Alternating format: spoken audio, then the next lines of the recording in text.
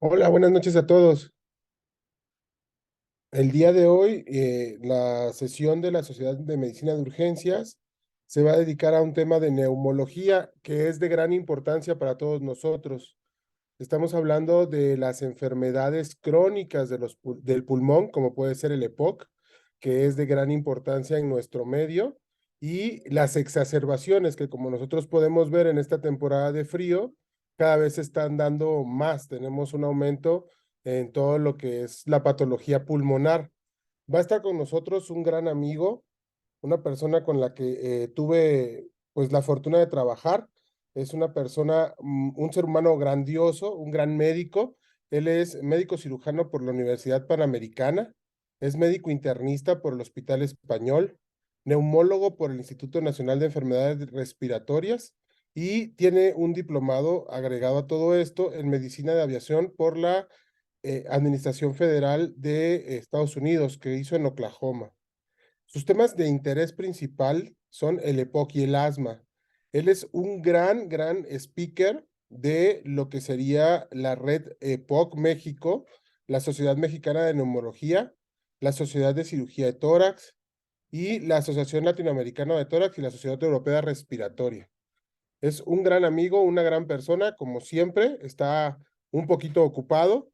Afortunadamente nos pudo dar parte de su tiempo y estamos pues en espera nada más de que pueda iniciar él la sesión para que podamos compartir sus conocimientos. Una persona muy estudiada en cuanto al EPOC que nos va a dar, yo creo que una sesión muy buena en este sentido.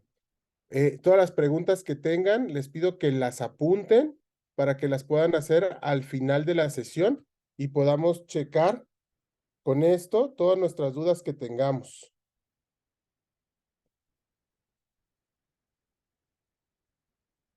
Entonces les pido nada más 5 minutitos en lo que acabamos de alistar todo para que podamos estar en la gran sesión del día de hoy. Esperemos que sea de su agrado, va a ser una gran sesión. Mm.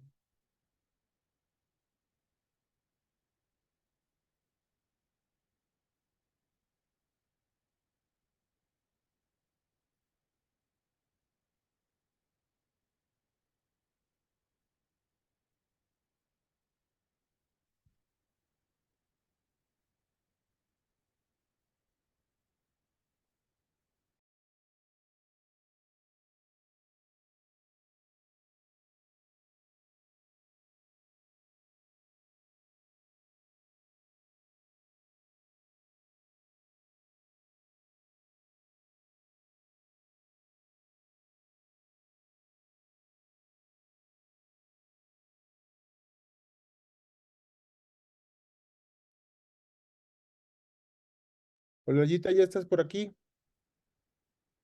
Hola, buenas ¿Qué tal, noches. amigo? ¿Cómo estás? Muy bien, muchas gracias, amigo. ¿Y tú? Muy buena noche. Pues aquí presentándote a todos mis compañeros urgenciólogos, dándote tu lugar, que es un gran lugar, como gran neumólogo e internista que eres, amigo, Muchas agradeciéndote gracias. mucho que puedas compartir con nosotros tus conocimientos. Y bueno, sin más preámbulo, porque ya te he presentado como tal, te dejo pues que inicies tu sesión. Son todos Perfecto. tuyos, amigo. Muchísimas gracias. Déjenme compartirles la pantalla.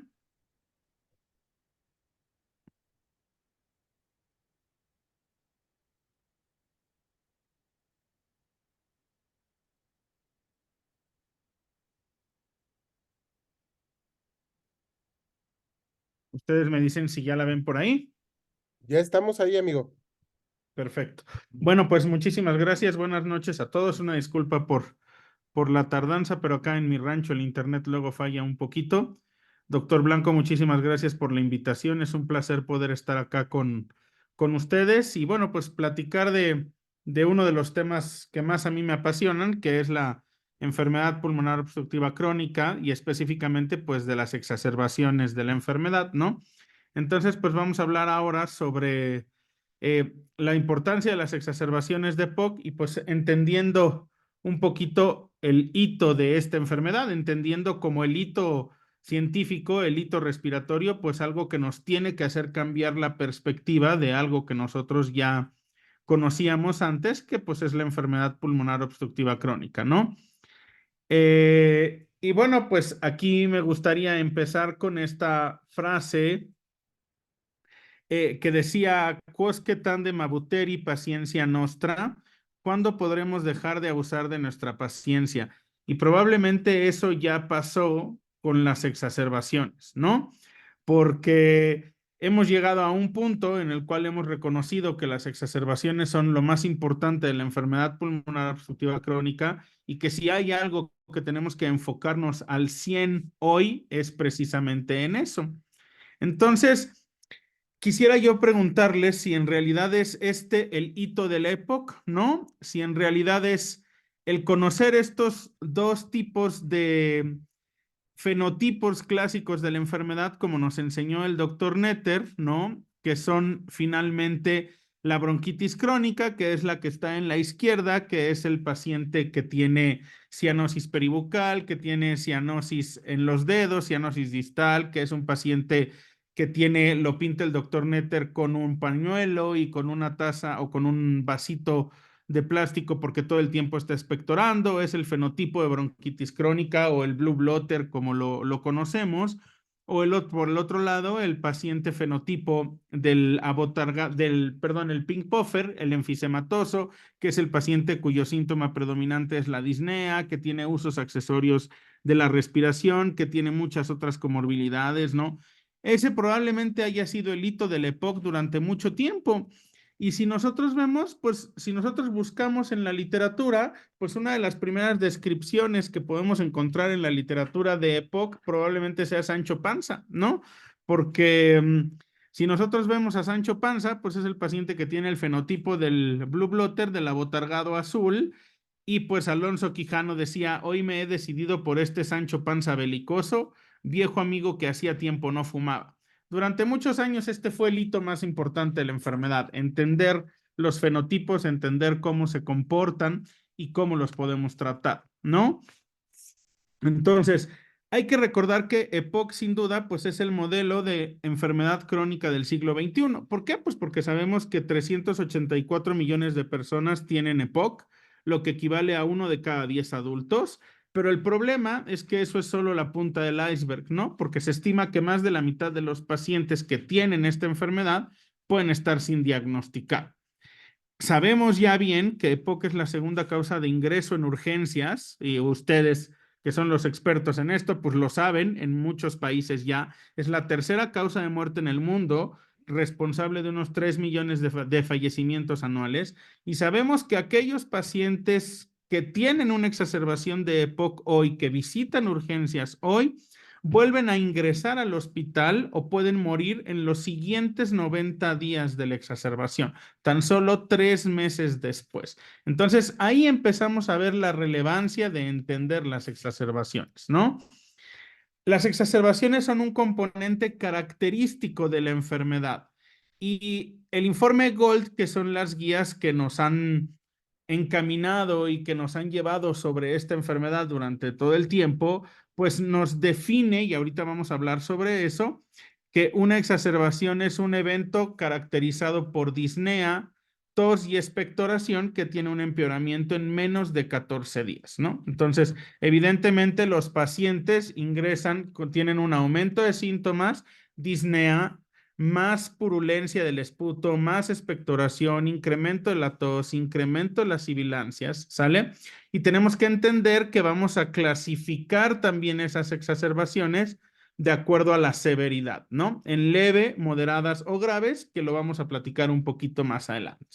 Entonces, todos los pacientes con EPOC son susceptibles a tener exacerbaciones, incluso sin haberlas presentado antes. Y aquí me gustaría centrar la atención en la gráfica, en donde podemos ver cómo en rosa son pacientes que nunca en su historia de la enfermedad habían presentado una exacerbación y sin embargo, eventualmente lo van a hacer, ¿no? O sea, es un componente característico de la enfermedad. Eventualmente, cualquier paciente que tiene EPOC va a cursar con una exacerbación leve, moderada o grave. Las más importantes en términos de mortalidad son moderadas o graves, pero también las exacerbaciones leves tienen una importancia para cada uno de nuestros pacientes. Entonces, estas son varias cohortes y varios estudios de pacientes con EPOC y podemos ver el porcentaje de pacientes en las cohortes que representan o que tienen una exacerbación, ¿sale?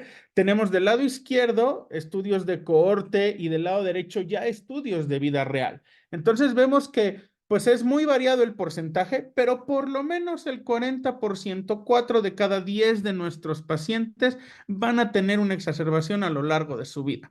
Entonces es un evento que nosotros tenemos que saber reconocer y tenemos que saber cómo tratar, tanto ambulatoriamente como intrahospitalariamente, ¿no? Entonces la mayoría de los pacientes van a sufrir exacerbaciones, ¿sale? Y también hay que ver que un gran porcentaje de estas exacerbaciones no son reportadas por los pacientes. Pues ¿por qué? Porque el paciente está acostumbrado a tener síntomas respiratorios y entonces pues a lo mejor el paciente dice, bueno, pues ahorita tengo más tos, ahorita me falta un poco más el aire, ahorita a pesar de usar el oxígeno me siento más fatigado, ¿no? Pero no se trata nada más de eso, se trata de entender que todas las exacerbaciones van a tener un impacto en la vida del paciente. Una exacerbación va a disminuir función pulmonar, va a tener alteraciones en actividad física, va a ocasionar desacondicionamiento muscular, alteraciones en la salud mental, disminución en la calidad de vida. Y todo paciente que se exacerba tiene perennemente e inherentemente el riesgo de sufrir una nueva exacerbación más adelante. Entonces, vámonos con las estadísticas que son lapidarias. Una de cada 5 pacientes con EPOC fallece en el plazo de un año a partir de su primera hospitalización por una exacerbación. Uno de cada 5 pacientes. ¿Sale? Más o menos el 20-22% de los pacientes con EPOC que tienen una exacerbación que amerita hospitalización, que es una exacerbación grave, ¿sale? Ese paciente va a fallecer en el siguiente año de haber tenido este evento. Incluso una exacerbación moderada se asocia no nada más a un riesgo mayor de muerte, sino a un riesgo de hospitalización. En la parte de la izquierda, nosotros podemos ver el número de exacerbaciones moderadas en el año que tiene el paciente. Vean cómo mientras más exacerbaciones moderadas tiene el paciente, mayor riesgo de muerte. ¿Sale? Entonces, el riesgo de muerte incrementa hasta en un 80% cuando el paciente tiene 2 exacerbaciones moderadas el año previo y tiene un riesgo de hospitalización futura de 21%. Son estadísticas muy importantes. La frecuencia de las exacerbaciones o la muerte aumentan después de que se presente el primer evento grave. Este es un estudio clásico de la enfermedad y es un estudio clásico para exacerbaciones, en donde vemos cómo el paciente puede estar estable durante mucho tiempo, ¿no? Como lo podemos ver aquí, pero después que el paciente presenta el primer evento de exacerbación, ocurren 2 cosas. Número 1, se acorta el tiempo entre cada uno de los eventos y los eventos cada vez se vuelven más frecuentes. Entonces, la tasa de exacerbaciones se incrementa y disminuye el tiempo entre una y otra exacerbación, lo cual evidentemente pues tiene un impacto en mortalidad. Entonces, las exacerbaciones aumentan el riesgo de hospitalización y muerte. Aquí vemos cómo podemos o dividimos a los pacientes en 2 grupos. La línea rosa, pacientes que tienen 1 o 2 exacerbaciones de EPOC al año, y en la línea café, pacientes que tienen más de 3 exacerbaciones de EPOC al año. Vean claramente cómo entonces la brecha entre una y otra línea se abre, lo cual quiere decir que a mayor número de exacerbaciones, mayor riesgo de mortalidad. Pero también tenemos que entender que los efectos de EPOC, y sobre todo cuando el paciente está exacerbado, pueden elevar no solo el riesgo de mortalidad respiratoria, sino el riesgo cardiopulmonar, ¿no? La EPOC puede incrementar el riesgo de exacerbaciones en los pacientes y, por tanto, aumentar el riesgo de eventos cardiopulmonares, como eventos cardiovasculares mayores, independientemente de si ese paciente tenía o no tenía previamente algún factor de riesgo cardiovascular. EPOC sin duda puede ser un factor de riesgo modificable de enfermedad cardiovascular y su tratamiento debe de optimizarse para reducir el riesgo de exacerbaciones, contribuyendo así entonces también a reducir el riesgo de eventos cardiopulmonares y mortalidad prematura. Sabemos bien que entonces las causas cardiopulmonares son un motivo frecuente de mortalidad en pacientes con EPOC, es decir, más bien el motivo más frecuente de mortalidad en pacientes con EPOC. Entonces, un paciente con EPOC exacerbado es más probable que se muera por un infarto durante una exacerbación a que se muera por un paro respiratorio, ¿sale? Y esto es simplemente, son algunos artículos, esto es una cohorte del estudio ARIC. El estudio ARIC es un estudio cardiovascular, es un estudio de nuestros colegas cardiólogos, fue un estudio longitudinal basado en una población de más de 15,000 pacientes y en un análisis post-hoc se vio que aquellos pacientes de estos 15,000 pacientes que tenían EPOC tenían mayor riesgo de mortalidad cardiovascular, ¿no? Entonces tenemos que entender que el impacto de las exacerbaciones de la EPOC va más allá de los pulmones.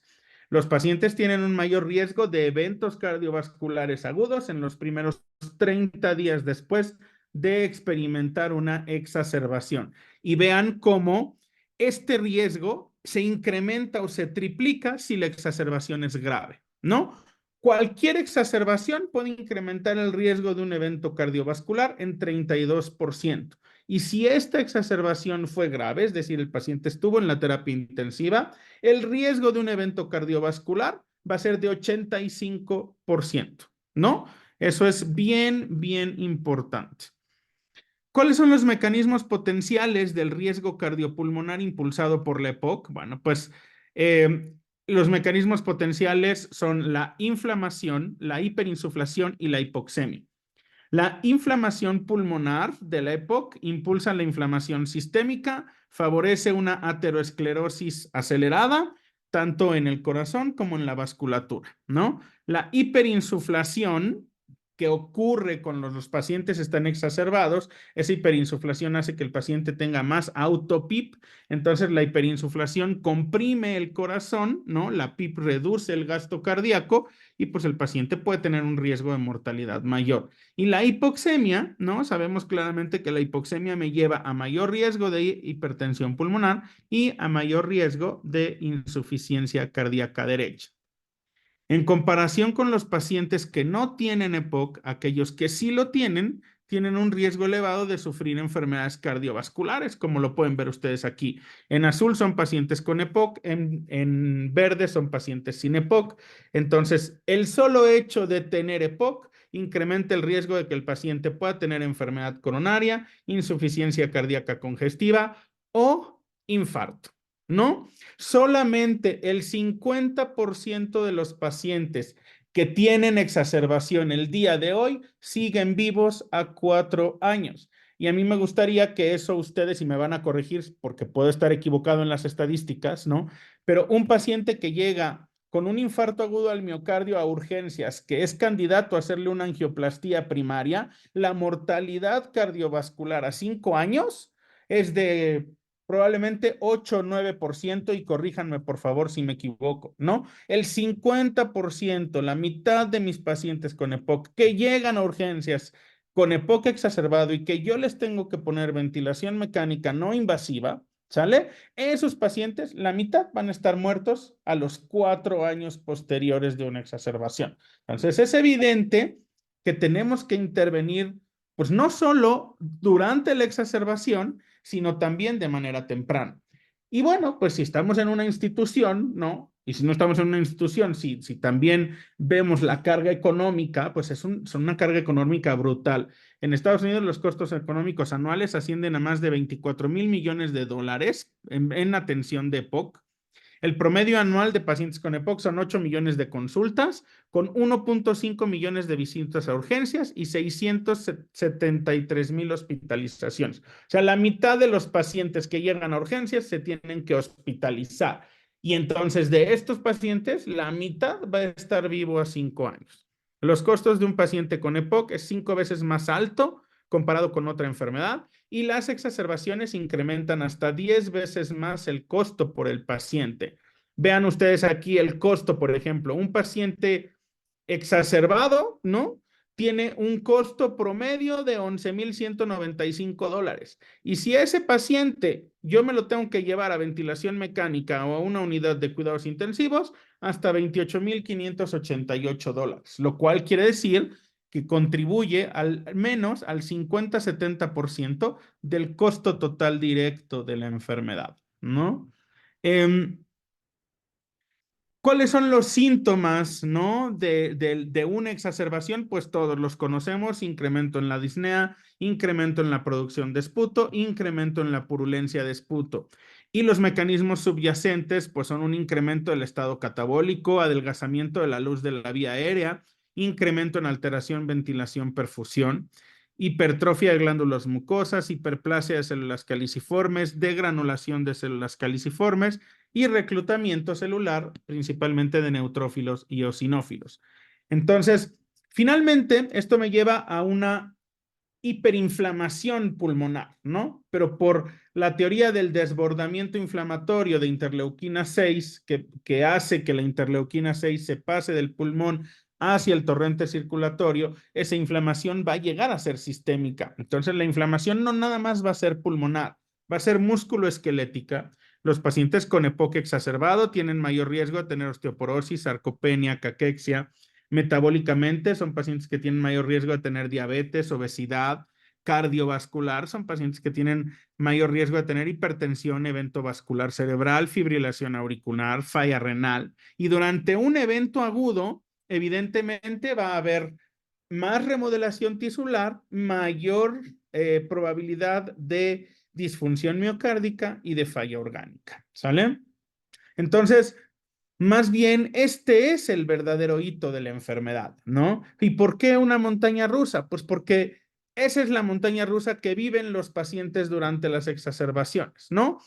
Y es más o menos el comportamiento de las exacerbaciones a lo largo de la enfermedad, ¿sale? Vean cómo el primer evento, pues es cuando yo me subo a una montaña rusa y viene pues una primer bajada que, híjole, sí es emocionante. Luego viene un segundo evento que es una bajadita chiquita, pero luego la tercera es una vuelta completa y entonces la emoción es mayor. O sea, el riesgo de que el paciente con cada exacerbación vaya perdiendo función pulmonar y vaya mermando su calidad de vida es importante. Por eso entonces tenemos que cambiar el switch y ver cómo el verdadero hito hoy de la EPOC son las exacerbaciones. Y es donde tenemos que poner el foco, ¿no? Entonces, hay una nueva propuesta desde el 2023, en el año pasado, a finales de noviembre siempre se anuncian los cambios más importantes en las guías GOLD. Entonces, desde el 2023 se hizo un cambio muy importante en la definición de las exacerbaciones y se adoptó una definición que se llama la definición de Roma, ¿de acuerdo? La propuesta Roma surge de un panel de expertos a nivel internacional mediante una metodología de un consenso Delphi modificado, informada por los datos de diversos estudios clínicos, reuniendo un gran nivel de evidencia científica, ¿sale? Y esta propuesta Roma nos dice que primero tenemos que considerar, o ya sabemos claramente, que una exacerbación es un evento que es letal, que amenaza la vida. Tenemos que hacer una evaluación completa para entender que hay causas infecciosas y hay causas no infecciosas, pero que son potencialmente mortales, como infarto, eventos cardiovasculares, tromboembolia pulmonar. Hoy tenemos que entender que una exacerbación es un síndrome, entonces, por lo tanto, tenemos que evaluar signos y síntomas de una exacerbación.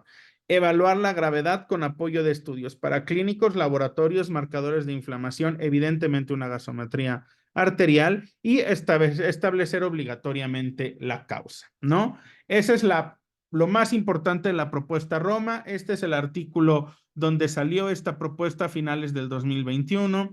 Entonces, me dicen que las exacerbaciones no solamente son infecciosas, sino que puede haber otras causas en la patobiología de la enfermedad que hagan que incremente de manera muy importante un envión en la inflamación de la patología pulmonar, y eso es lo que hace que el paciente tenga empeoramiento en los síntomas, ¿no? Pero vean cómo el empeoramiento en los síntomas puede estar mediado por alteraciones en la ventilación, perfusión, alteraciones en la hipoxemia, alteraciones por un incremento en la demanda ventilatoria, falla de bomba, hipercapnia, atrapamiento aéreo, ¿sale? Entonces tenemos que evaluar muchas causas que me pueden llevar a esto.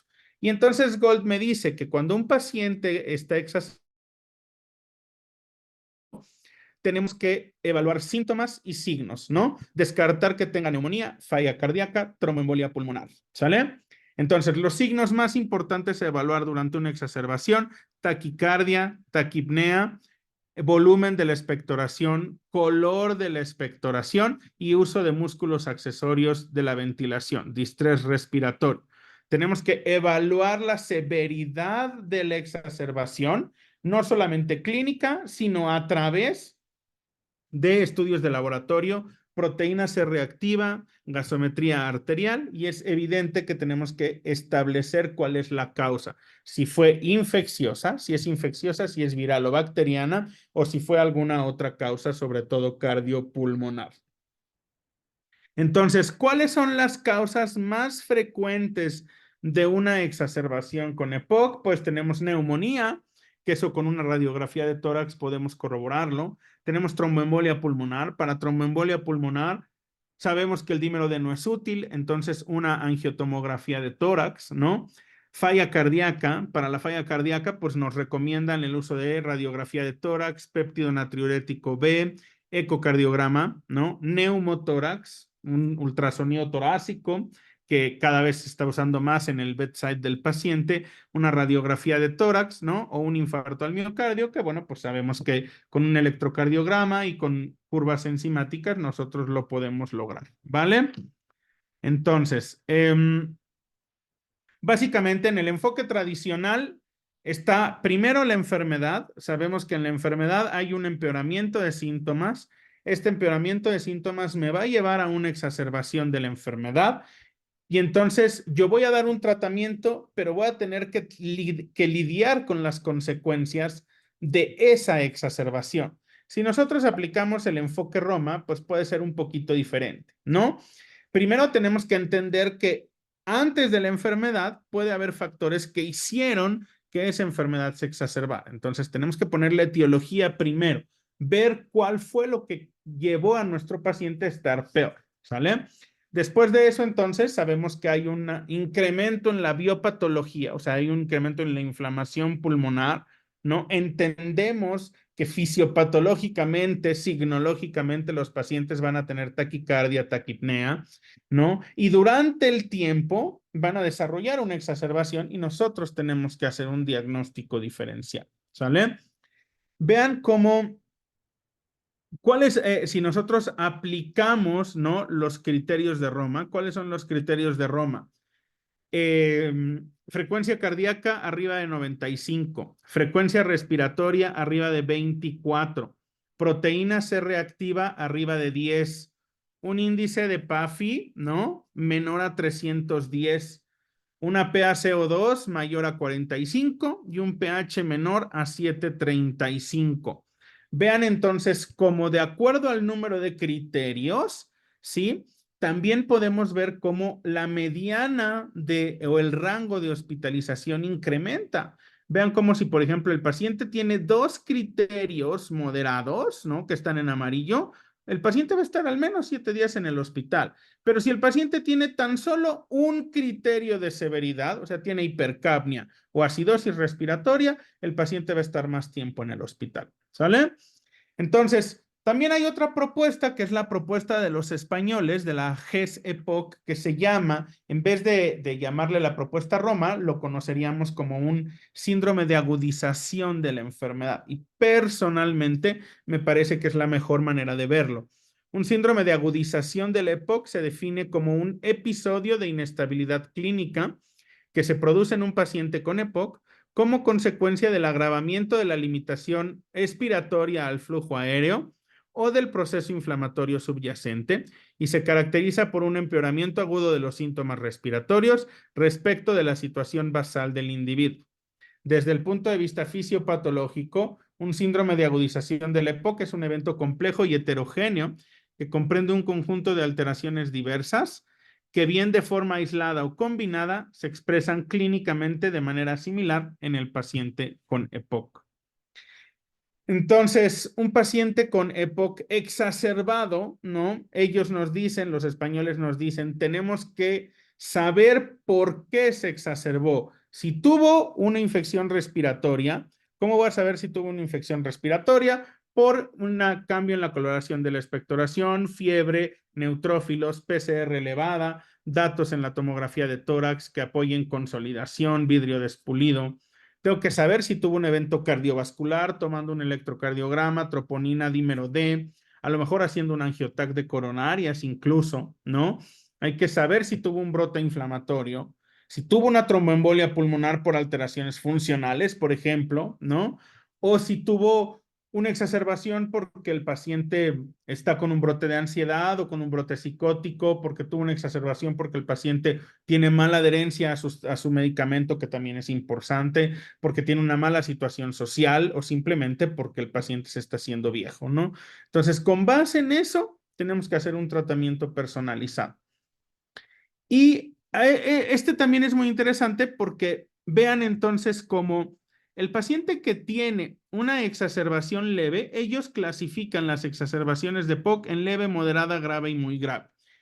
Las guías Gold la clasifican solamente en leve, moderada y grave. Vean cómo una exacerbación leve la podemos considerar de bajo riesgo. Vamos a considerar que es una exacerbación leve cuando tiene una disnea clase funcional menos de 2, cuando no hay alteraciones en el estado de conciencia, la frecuencia respiratoria es menos de 24 y el paciente satura arriba de 25, eso es de 95, perdón, es una exacerbación leve. Una exacerbación moderada ya es considerada como una exacerbación, ¿vale? Entonces, ese paciente tiene una frecuencia respiratoria de entre 24 y 30 y una saturación de 90 a 94.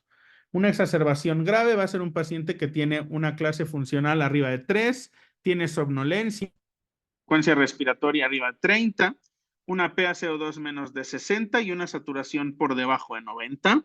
Y una exacerbación muy grave va a ser aquel paciente que tiene alteraciones del estado de alerta con acidosis respiratoria e hipercapnia, una PaCO2 por arriba de 60, ¿vale? Hay una escala muy útil que podemos utilizar en el servicio de urgencias, que es la escala de CAF, como el café decafeinado, ¿no? De CAF, disnea, E de disnea, E de eosinopenia, C de consolidación y AF de fibrilación auricular. Y además de la fibrilación auricular, le vamos a agregar acidosis respiratoria, ¿sale?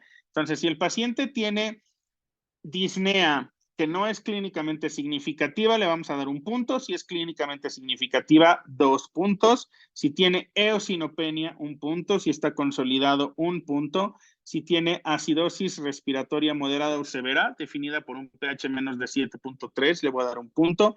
Fibrilación auricular nueva o historial clínico de fibrilación auricular, le voy a dar otro punto, ¿sale? Y vean cómo a mayor puntaje, ¿no? Ese paciente tiene mayor riesgo de que esa sea una exacerbación que requiera una unidad de cuidados intensivos.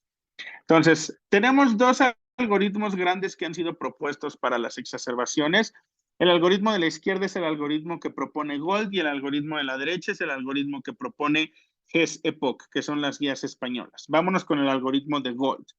Yo sé que tengo un paciente con una exacerbación de EPOC, tengo que considerar el diagnóstico diferencial, saber si es infeccioso, si tiene falla cardíaca, neumonía, tromboembolia pulmonar, ¿no? Y entonces dar el tratamiento adecuado. Voy a considerar que la exacerbación es leve cuando el paciente tiene disnea, frecuencia respiratoria menos de 24, frecuencia cardíaca menos de 95, saturación en reposo por arriba de 92 al aire ambiente y proteína C reactiva por debajo de 10. Voy a considerar si que el paciente tiene, ¿no?, una exacerbación moderada cuando tiene más de 24 respiraciones por minuto, más de 95 de frecuencia cardíaca, menos de 92 de saturación, más de 10 de proteína C reactiva y cuando tiene hipoxemia en una gasometría arterial. Y voy a considerar que es una exacerbación severa cuando en una gasometría arterial tenemos hipercapnia por arriba de 45 y acidosis respiratoria por debajo de 7.35. Si hablamos de un síndrome de exacerbación aguda de la EPOC, ¿no?, o síndrome de agudización de la EPOC, vamos a considerar un síndrome de agudización de la EPOC leve cuando tenemos una PCR elevada, ¿sale? Y le vamos a dar antibióticos si el paciente tiene neumonía. Vamos a considerar un SAE moderado y le vamos a dar antibiótico cuando el paciente tiene PCR elevada y cuando tiene procalcitonina alta. Y vamos a considerar un SAE grave, que es el que tiene que irse al hospital. Y ahí tenemos que utilizar estos biotipos que platicamos de infección respiratoria, brote inflamatorio, evento cardiovascular, insuficiencia respiratoria, para poder entonces hacer un tratamiento personalizado. Entonces, ¿cuál sería la etiología de las agudizaciones del EPOC? Más o menos la mitad de las agudizaciones o de las exacerbaciones serán infecciosas y de esas exacerbaciones el 70% serán bacterianas, ¿no? Teniendo Haemophilus influenza como el más importante, Streptococcus pneumoniae, Moraxella catarrhalis, Pseudomonas, sobre todo en aquellos pacientes que usan oxígeno suplementario o que tienen pobre función pulmonar. Pero también tenemos que considerar que un 30% de los pacientes pueden tener una exacerbación por algo viral, ¿no? Y pues bueno, COVID nos lo ha venido a recordar por si no lo teníamos conscientes. Entonces, no dar antibiótico en todos los pacientes con EPOC exacerbado, porque esa no debe de ser la conducta actual. Más o menos la mitad de los pacientes pueden tener una exacerbación no infecciosa que puede ir desde causas importantes como falla cardíaca, arritmias, neumotórax, tromboembolia pulmonar, hasta cosas sencillas como reflujo, aspiración, y que sigan fumando, que haya mucha contaminación ambiental, que tengan un componente de hiperreactividad bronquial. Entonces tenemos que hacer un tratamiento personalizado, ¿vale? Y bueno, las guías GOLD me dicen que las exacerbaciones las podemos clasificar en leve, moderado o grave, pero en realidad se deberían de llamar leves cuando no tienen falla respiratoria, que ahí están los criterios, si se fijan se repiten. Menos de 24 de frecuencia respiratoria, menos de 95 de frecuencia cardíaca, sin uso de músculos accesorios, sin cambios en el estado mental, ¿no? Y que pueden tener una hipoxemia que mejore a lo mucho con puntos nasales, sin incremento en la PaCO2. Una exacerbación moderada va a ser aquella que se llama falla respiratoria aguda no amenazante para la vida.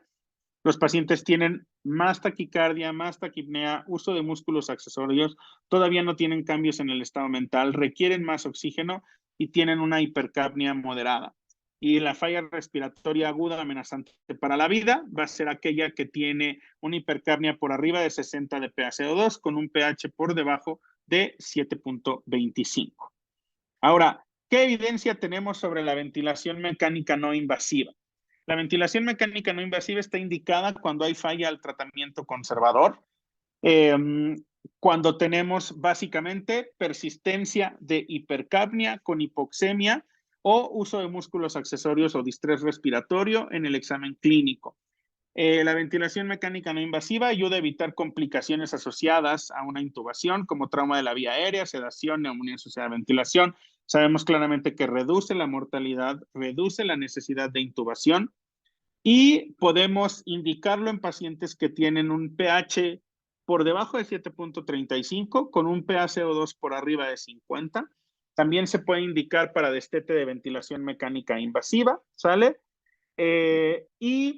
Pero tenemos un alto riesgo de que falle la ventilación mecánica no invasiva. Y en pacientes graves puede ser hasta de un 50%. y por ende también sabemos entonces que si falla la ventilación mecánica no invasiva, yo le retrasé la intubación al paciente y le estoy quitando momentos oportunos, ¿no? O momentos importantes para sobrevida posteriormente. ¿Qué tenemos de la intubación? ¿Cuáles serían las indicaciones de intubación en EPOC? Distrés respiratorio sin respuesta al tratamiento, o sea, cuando falla la ventilación mecánica, cuando hay alteraciones del estado de conciencia, cuando persiste o empeora la hipoxemia, cuando el paciente tiene hipercapnia severa, arriba de 60 milímetros de mercurio de PaCO2, o cuando tiene un pH por debajo de 7.30, ¿vale? Y bueno, pues recordar que la ventilación mecánica invasiva no es inocua y pues que evidentemente en pacientes con EPOC puede tener muchas otras complicaciones que solamente la que estaba aquí esquematizada, ¿no? Entonces, hay que entender que las exacerbaciones son el hito de la enfermedad, son de lo más importante que tenemos hoy en EPOC. Todos los estudios clínicos, todos los ensayos clínicos que están saliendo en EPOC para aprobación de nuevos tratamientos van enfocados en reducir mortalidad cardiovascular, en reducir exacerbaciones. Y por eso entonces podríamos utilizar, ¿no? Y concluir con esto ya una frase de Benjamin Franklin, conocida por todos nosotros: una onza de prevención vale una libra de cura. Y probablemente por la onza de prevención que está usando el mecánico en la foto no sea muy buena. Ojalá la onza de prevención que nosotros tengamos con todos nuestros pacientes pueda ser un poquito mejor. Yo agradezco muchísimo la invitación de poder estar aquí con ustedes. Agradezco a todos ustedes el tiempo, una gran audiencia. Estamos conectados viernes en la noche. Podríamos estar haciendo muchas otras cosas y sin embargo están conectados aquí. Muchas gracias por su tiempo. Ha sido un verdadero placer.